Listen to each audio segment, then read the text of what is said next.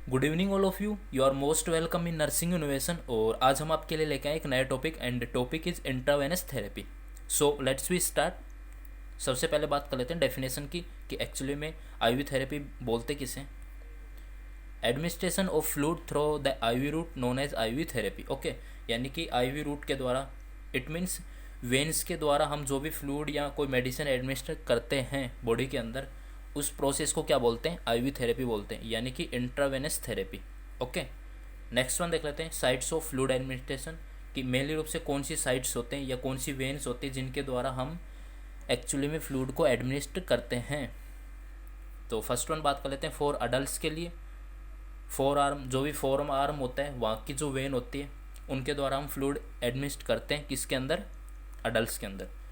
तो इसके अंदर भी मेन टू टाइप्स की वेन होती हैं। तो फर्स्ट वेन हो गई basilic vein and second one होती है मीडियल क्यूबाइटल वेन। तो आपको डायग्राम दिखा देते हैं एक्चुअली में कहाँ पे ये सिचुएटेड होती हैं या लोकेटेड होती हैं। जो आपको क्यूबाइटल फोसा के मिडल पार्ट में दिख रही है उसे तो मीडियल क्यूबाइटल वेन बोलते हैं। ओके, एंड जो इनर एस्पेक्ट होता है, जो फोर आर्म का इनर एस्पेक्ट जो बॉडी की ओर होता है, चेस्ट की ओर, ठीक है, जब एनाटोमिकल पोजीशन में पेशेंट को स्टैंड करते हैं और उसके बाद जो इनर एस्पेक्ट होता है फोर आर्म का, उस साइड की जो वेन होती है उसे बोलते हैं बेसिलिक वेन। ओके, जैसा आप डायग्राम में देख पा रहे हैं। नेक्स्ट वन बात कर लेते हैं, अगर इन्फेंट है तो उसके लिए साइड सिलेक्शन कौन सा रहेगा। लोअर एक्सट्रीमिटी यानी कि लेग्स या फिर फुट के अंदर जो वेन्स होती हैं, मेनली रूप से एट एंकल एरिया के आसपास। ओके, एंड नेक्स्ट वन है स्काल्प मेन, जो स्काल्प एरिया होता है यानी कि जो सिर का एरिया होता है वहाँ पे बाकी जो वेन्स है उनके अंदर अपन फ्लूइड एडमिनिस्टर करते हैं। अब बात कर लेते हैं how to clean the site, जो जिस साइड से हम फ्लूइड को एडमिनिस्टर करते हैं तो उस साइड को क्लीन किस वे में करते हैं। Okay, inner to outer circular motion के अंदर क्लीन करने साइड को, यानी कि जो इनर साइड से आउटर सर्कुलर मोशन के अंदर क्लीन करते रहना है। ओके, ठीक है। अब नेक्स्ट वन पे चलते हैं और बात कर लेते हैं प्रोसीजर इक्विपमेंट की, कौन कौन से इक्विपमेंट्स एक्चुअली में यूज़ में लिए जाते हैं। तो फर्स्ट वन आता है प्लास्टिक बोतल। ठीक है, प्लास्टिक बोतल या आईवी बोतल होती है जिसके अंदर क्या होता है, it contains fluid that would be administer. ठीक है, इसके अंदर फ्लूइड होता है जो कि एडमिनिस्टर किया जाता है। जो भी मेडिसिन या फ्लूइड्स जो भी इंसर्ट किए जाते हैं वो एक बोतल के अंदर होते हैं, उसे प्लास्टिक बोतल या फिर आईवी बोतल भी बोल सकते हैं, जिसके अंदर अपन जो भी फ्लूइड एडमिनिस्टर करना है वो होता है। ओके, ये इस टाइप की दिखाई देती है बोतल। ठीक है, अब नेक्स्ट बात कर लेते हैं प्लास्टिक कैनुला। तो ये मेन इक्विपमेंट है, it would be insert in the vein to administer the fluid. इसको क्या करते हैं, वेन के अंदर इंसर्ट किया जाता है और उसके बाद बोतल और ट्यूबिंग को इससे अटैच किया जाता है और उसके बाद फ्लूइड आसानी से एडमिनिस्टर हो जाता है। इस टाइप से होता है ये प्लास्टिक कैनुला। ओके, अब नेक्स्ट वन पे मूव कर लेते हैं और देख लेते हैं कि अलग अलग कलर कोड के हिसाब से अलग अलग कैनुला आते हैं। ठीक है, तो फर्स्ट वन बात कर लेते हैं अपन। ऑरेंज कलर का कैनुला होता है, उसका गेज नंबर कितना होता है, वो 14 गेज का होता है ऑरेंज कलर का, और फ्लो रेट कितनी रहेगी, 240 ml पर मिनट के हिसाब से इसकी फ्लो रेट रहती है ऑरेंज कलर का जो कैनुला आता है। ठीक है, और गेज नंबर इसका रहेगा 14। नेक्स्ट वन ग्रे कलर का कैनुला होता है, उसका गेज नंबर रहेगा 16। ठीक है, एंड फ्लो रेट रहेगी 180 ml पर मिनट। अब मेन काम क्या होता है इनका, जो ऑरेंज और ग्रे कलर का कैनुला होता है उनको कहाँ पे यूज लेता है, उनका देख लेता है अपन। हाईली कंसनट्रेटेड फ्लूइड, जो भी हाईली कंसनट्रेटेड फ्लूइड को एडमिनिस्टर करना है बॉडी के अंदर, तो हम जो कैनुला यूज़ में लेंगे ऑरेंज या ग्रे कलर का, यानी कि 14 और 16 गेज का कैनुला यूज़ में लेते हैं। नेक्स्ट बात कर लेते हैं वाइट कलर का, इसका गेज नंबर होगा 17, और इमरजेंसी कंडीशन में अगर फ्लूइड एडमिनिस्टर करना है तो वाइट कलर का कैनुला यूज़ में लेते हैं। फ्लो रेट कितनी रहेगी 135। ठीक है, 135 ml पर मिनट।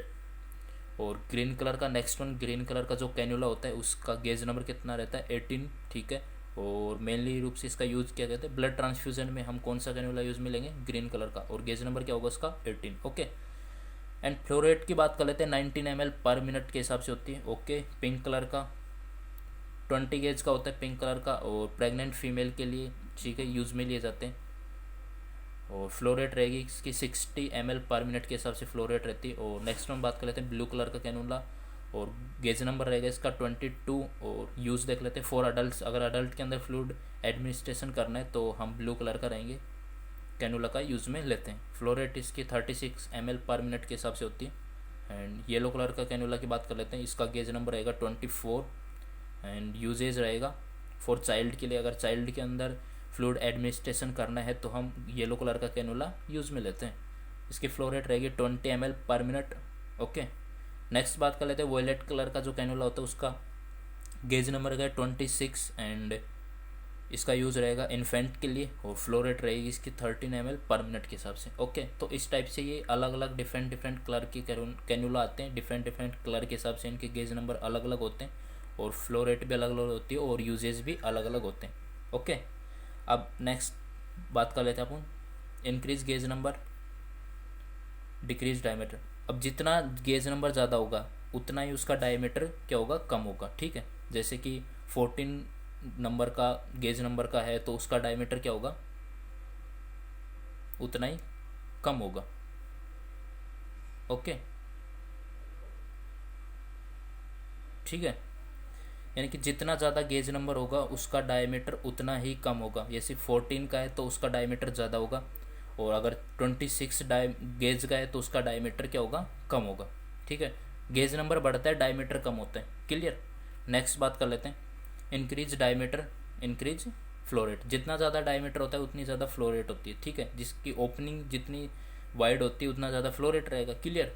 और जिसका गेज नंबर जितना ज़्यादा रहेगा उसकी ओपनिंग क्या होगी, नैरो होती है।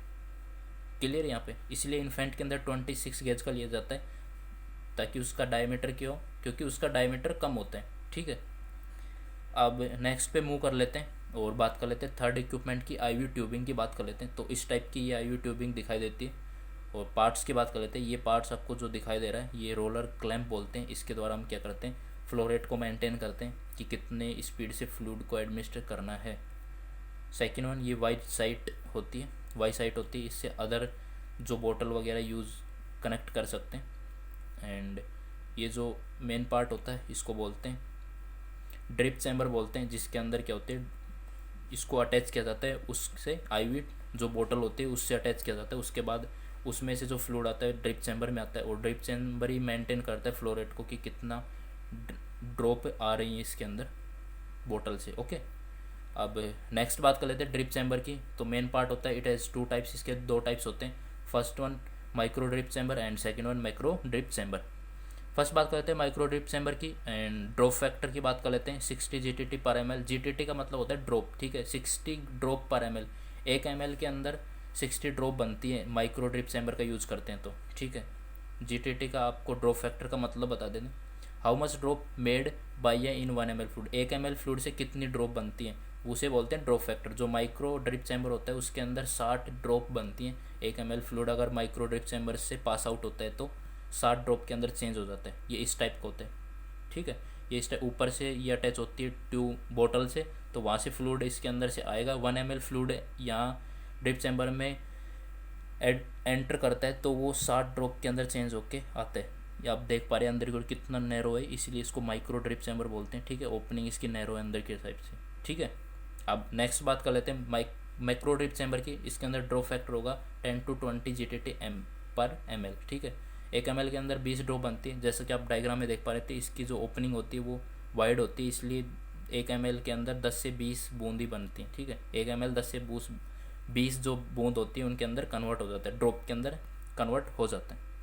कॉन्ट्राइंडिकेटेड साइट की बात कर लेते हैं। First, weak and paralysis part of body. अगर किसी का जो बॉडी पार्ट पैरालिसिस और वीक हो चुका है वहाँ पे हम कैनुला इंसर्ट नहीं करते हैं। And second one, same site of mastectomy sorry, जहाँ पे जिस साइड का जो मास्टेक्टोमी का मतलब होता है ब्रेस्ट रिमूवल होता है। ठीक है, जो भी किसी फीमेल पर्सन के अंदर ब्रेस्ट कैंसर हो चुका है और उसके ब्रेस्ट को रिमूव करना पड़ता है तो उस प्रोसेस को बोलते हैं मास्टेक्टोमी। अगर जैसे राइट साइड का मास्टेक्टोमी कर रखा है तो राइट साइड के हैंड के अंदर हम आईवी कैनुला इंसर्ट नहीं करते हैं।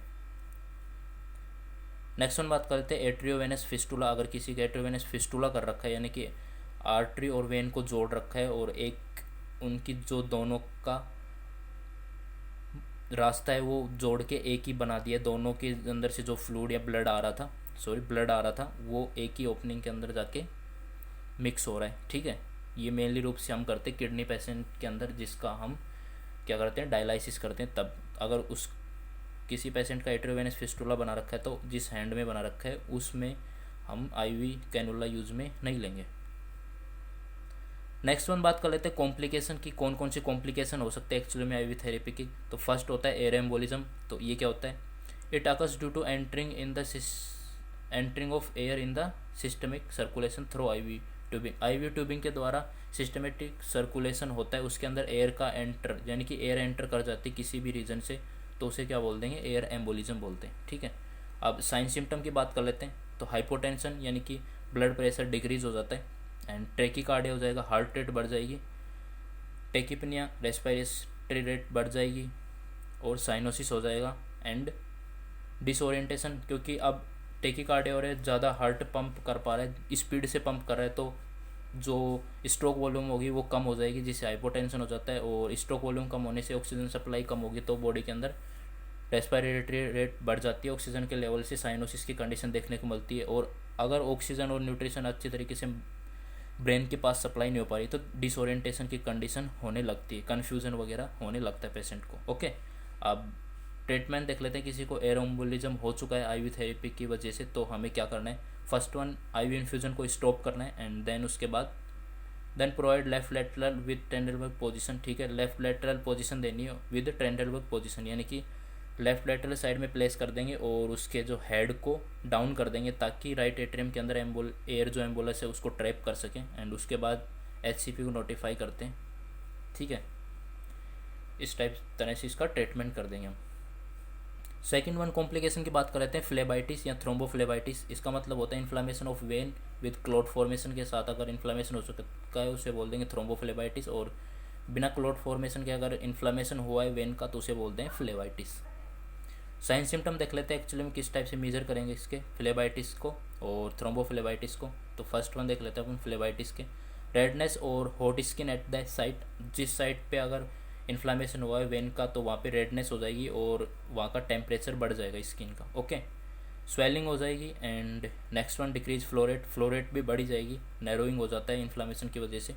ओके, थ्रोम्बोफ्लेबाइटिस के अंदर कोड लाइक वेन हो जाती है, जैसे कि आप देख पा रहे हैं इस टाइप से, यानी कि हार्डनिंग हो जाएगी वेन की थ्रोम्बोफ्लेबाइटिस के अंदर, क्लॉट फॉर्मेशन की वजह से वहाँ पे हार्डनिंग हो जाती है। अब किसी को थ्रोम्बोफ्लेबाइटिस या फ्लेबाइटिस हो सका है तो ट्रीटमेंट क्या करना है वो देख लेते हैं। फर्स्ट आईवी इन्फ्यूजन को स्टॉप करना है। ओके, नेक्स्ट जो एक्शन होगा रिमूव द कैनुला, कैनुला को उसके बाद रिमूव कर लेना है, एंड देन उसके बाद एचसीपी को नोटिफाई करना है जो भी प्रॉब्लम हुई उसके लिए। ठीक है, ओके।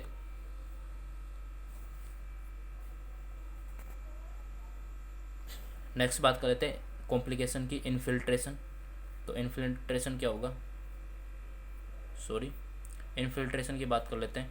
तो इन्फिल्ट्रेशन क्या होता है, leakage of fluid from the when into the third space, कि किसी भी वजह से कैनुला क्या हो गया, वेन को पेनिट्रेट करता हुआ इंटरस्टेशियल स्पेस के अंदर चला जाता है, यानी कि वेन पंचर हो जाती है, उसकी वजह से जो फ्लूइड होता है वेन से थर्ड स्पेस में लीकेज हो जाता है। इस प्रोसेस को क्या बोलते हैं, इन्फिल्ट्रेशन बोलते हैं। ओके, अब नेक्स्ट बात कर लेते हैं साइन सिम्टम की, कूलनेस एट साइट। जो भी फ्लूइड लीकेज होगा तो वहाँ पे क्या हो जाएगी, जो साइट है कूलनेस हो जाएगा, वहाँ के एरिया क्या हो जाएगा, ठंडा हो जाता है। एंड सेकेंड वन स्वेलिंग हो जाएगी फ्लूइड कलेक्शन की वजह से। थर्ड वन पेन होगा। ओके, डिक्रीज फ्लोरेट, फ्लोरेट कम हो जाएगी क्योंकि फ्लूइड का है थर्ड स्पेस के अंदर लीकेज हो रहा है। क्लियर। नेक्स्ट बात कर लेते हैं कि किस टाइप से इन्फिल्ट्रेशन होता है।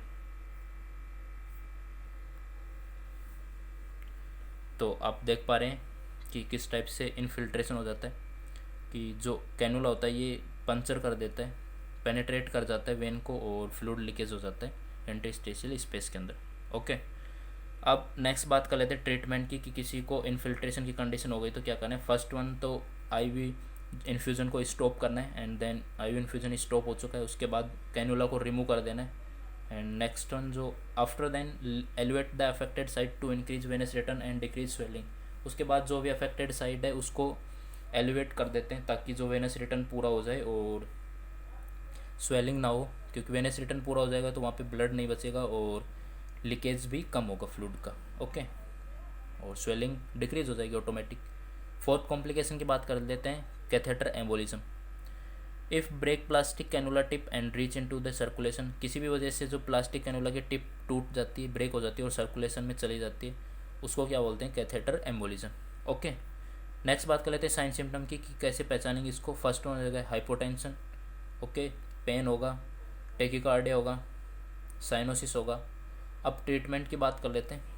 तो ट्रीटमेंट क्या करना है, फर्स्ट वन टर्निकेट अप्लाई करना है प्रोक्सिमल साइड से, यानी कि जैसे कि मान लो कि व्रिस्ट एरिया के अंदर हमने इंसर्ट किया है तो उससे अपर पार्ट में हम टर्निकेट अप्लाई करते हैं, यानी कि कोई भी पट्टी को टाइट से बांध देते हैं, कोई कपड़ा या पट्टी या फिर बैंडेज से, ताकि जो कैथेटर टिप उसके अंदर रिमूव हो चुकी वेन के अंदर वो सर्कुलेशन के साथ हार्ट तक ना पहुंच जाए। ओके, टर्निकेट अप्लाई कर देते हैं प्रोक्सिमल साइड पे। Okay, place the affected side below the heart level to prevent reaching the catheter tip to the. उसके बाद जो अफेक्टेड साइड उसको हार्ट लेवल से नीचे रखते हैं ताकि वेनस रिटर्न के साथ वो हार्ट तक ना पहुंच जाए।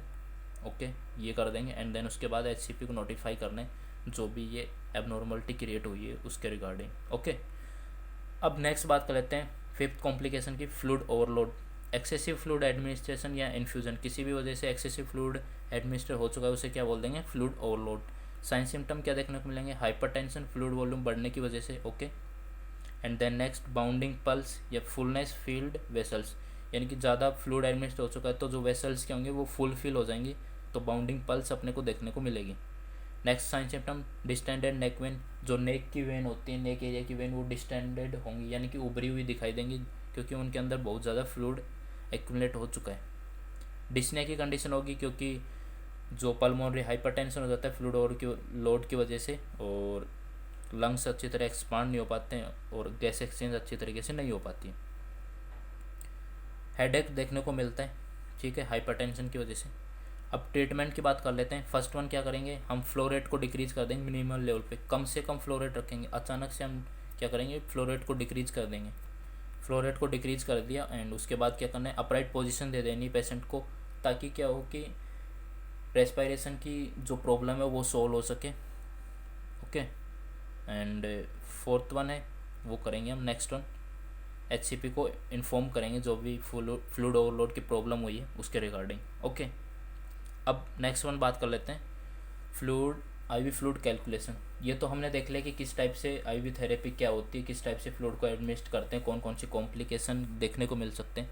बट अब मेन चीज़ आती है कि जब डॉक्टर या कोई फिजिशियन प्रेस्क्राइब करता है कि इतना फ्लूइड आपको इतना टाइम में देना है, तो हमें फ्लो रेट वगैरह क्या रखनी पड़ती है, कितनी फ्लो रेट चाहिए, कितनी ड्रॉप पर मिनट के हिसाब से देनी है, कितनी ड्रॉप पर हावर के हिसाब से देनी है, ताकि वो फ्लूइड इतने टाइम के अंदर एडमिनिस्टर हो सके। तो उसका कैलकुलेशन कैसे करते हैं हम, आईवी फ्लूइड कैलकुलेशन की बात कर रहे हैं।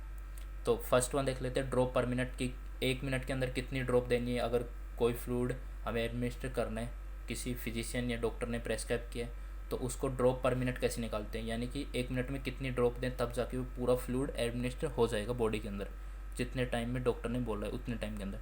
तो total fluid in ml, total fluid को ml में काउंट करते हैं एंड इनटू ड्रॉप फैक्टर लेते हैं, यानी कि 1 ml के अंदर कितनी ड्रॉप बनती है वो, एंड देन उसको डिवाइड कर देंगे टाइम इन मिनट के अंदर। ठीक है, ये फॉर्मूला होता है कि 1 मिनट के अंदर कितनी ड्रॉप देनी है, उसको निकालने का फॉर्मूला क्या होता है, total fluid in ml into drop factor upon में टाइम इन मिनट। अब आपको एग्जांपल से समझा देते हैं कि एक्चुअली में किस टाइप से कैलकुलेट करते हैं। मान लो कि 2000 ml फ्लूइड एडमिनिस्टर करना है, डॉक्टर ने बोला कि 2000 ml या 2 लीटर जो फ्लूइड को एडमिनिस्टर करना है किसी पेशेंट के अंदर, और ड्रॉप फैक्टर दे दिया 60 GTT पर ml, 1 ml के अंदर 60 ड्रॉप के हिसाब से इसको करना है, और टाइम दे दिया 24 आवर। तो अब अपने को पता लगाना है कि 24 आवर में 2000 ml फ्लूइड कितनी रेट पे रखें, 1 मिनट में कितनी ड्रॉप जानी चाहिए, तब जाके 24 घंटे के अंदर 2000 ml फ्लूइड कम्प्लीटली रूप से एडमिनिस्टर हो जाएगा।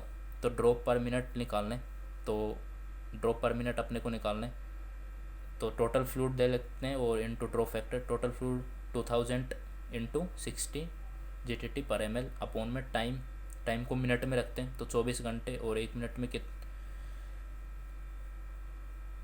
1 घंटे में 60 मिनट होती हैं, तो 24 इंटू 60, अब जो आंसर आएगा वो 83.33 या 80 रखते हैं। ठीक है, तो 80 ड्रॉप पर मिनट रखते हैं, रखने पर 2000 ml फ्लूइड है 24 घंटे के अंदर एडमिनिस्टर हो जाएगा। ओके, तो इस टाइप से हम निकालते हैं ड्रॉप पर मिनट।